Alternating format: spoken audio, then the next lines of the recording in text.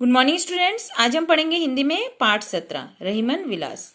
इस पाठ में हम रहीम दास जी के द्वारा लिखे गए दोहों के बारे में पढ़ेंगे, उनका भावार्थ समझेंगे।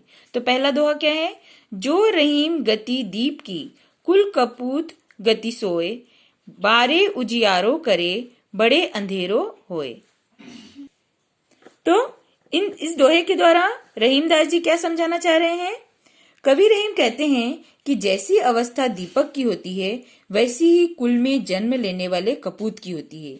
दीपक जलने पर चारों ओर प्रकाश फैला देता है, वैसा ही जन्म लेने पर पुत्र ऐसा लगता है कि यहाँ कुल को चमका देगा, लेकिन जैसे ही दीपक को बुझा दिया जाता है वैसे ही चारों ओर अंधेरा फैल जाता है।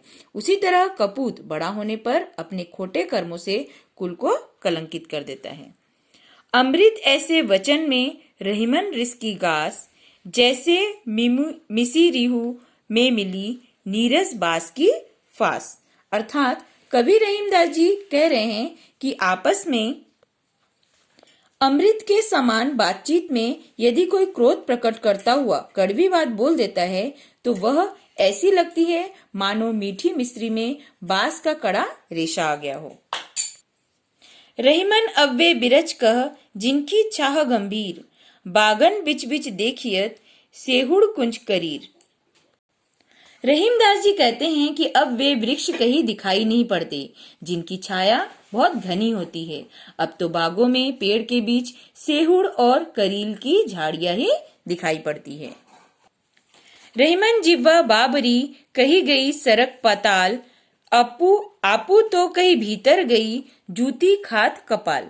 अर्थात इस दोहे में रहीमदास जी कह रहे हैं कि जीव तो पागल के समान होती है। वह चाहे गलत गलत बोलकर अंदर मुंह में चली जाती है। उसके गलत सलत अभद्र बोलने का परिणाम सिर को भुगतना पड़ता है। सिर पर जूते पड़ते हैं। अभद्र बोलने का जीव पर तो कोई प्रभाव नहीं पड़ता, लेकिन उसके कारण सिर को मार खानी पड़ती है। तन रहीम है कर्म बस, मन राखो ओही ओर, जल में उल्टी नाव जयो, खेचत गुण के जोर।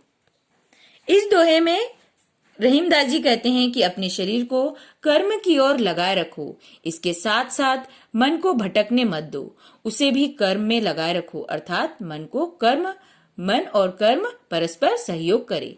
रहीम आगे कहते हैं कि जब हमें नाव की बहाव उल्टी दिशा में ले जानी पड़ती है तब उसे रस्सी की सहायता से खींचना पड़ता है। इसी प्रकार भ्रमित मन को कार्य में लगाकर वश में किया जाता है।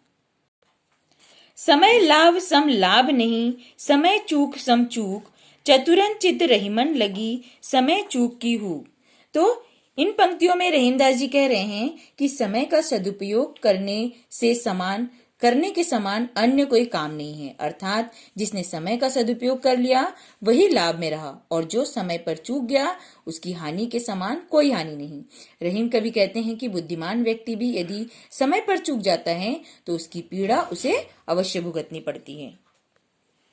कही रहीम संपत्ति सगे, बनत बहु रीति, बहुत बहु रीति, विपत्ति कसोटी जे कसे, ते ही साचे मीत। अर्थात इसमें रहीमदास जी कह रहे हैं कि जब किसी के पास धन दौलत रहती है तब सब भांति भांति के रिश्तेदार दिखाकर संपत्तिशाली के सगे बनते हैं, लेकिन जब उस पर विपत्ति आ जाती है तो कोई उससे संबंध नहीं रखता। कवि कहते हैं कि जो विपत्ति में आपका साथ दे वही सच्चा मित्र होता है। दीन सबन को लखत है, दीन ही लखे न कोय, जो रहीम दीन ही लखे, दीन बंधु सम होए।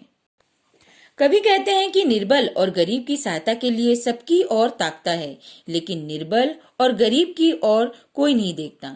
इनकी सहायता करने के लिए कोई आगे नहीं आता। कवि का निष्कर्ष है कि जो गरीबों की ओर देखता है, गरीबों की सहायता करता है, वह किसके समान है? भगवान के समान है। पावस देखी रहीम मन, कोयल साधे मौन, अब दादुर बक्ता भये, हमको पूछत कौन। तो इसमें कवि क्या कह रहे हैं कि वर्षा ऋतु के आते ही कोयल मौन धारण कर लेती है, उसका कूकना बंद हो जाता है। वर्षा ऋतु में मेंढक ही टर्टर करते हुए सुनाई पड़ते हैं। कोयल इससे चिढ़कर कहती है कि वर्षा में तो मेंढक का ही शोर सुनाई पड़ता है, वे ही बोलने वाले हो जाते हैं, हमें कौन पूछता है। विपत्ति भय धन ना रहे, रहे जो लाख करोड़, नभ तारे छिपी जात हैं, जयो रहीम भय भोर। अर्थात इस दोहे में कवि कह रहे हैं कि विपत्ति में संसार की क्या स्थिति हो, धनवान व्यक्ति के पास भले ही लाख करोड़ रुपए की संपत्ति होती है, वह विपत्ति पड़ने पर नष्ट हो जाती है। वह सारी संपत्ति उसके पास से चली जाती है। अपनी इस बात को सिद्ध करने के लिए कवि ने तारागणों का उदाहरण दिया है। तारागण रात में खूब चमकते हैं, लेकिन प्रभात अर्थात भोर होती ही वे छिप जाते हैं। इसी प्रकार संपत्तिशाली व्यक्ति की सारी संपत्ति विपत्ति आने पर नष्ट हो जाती है। तो आज हमने इस पाठ में क्या पढ़ा? रहीमन विलास अर्थात रहीमदास जी के द्वारा लिखे गए दोहे। आज आपको इसे 2 टाइम रीड करना है और इसके प्रश्नोत्तर हम नेक्स्ट पीरियड में लिखेंगे।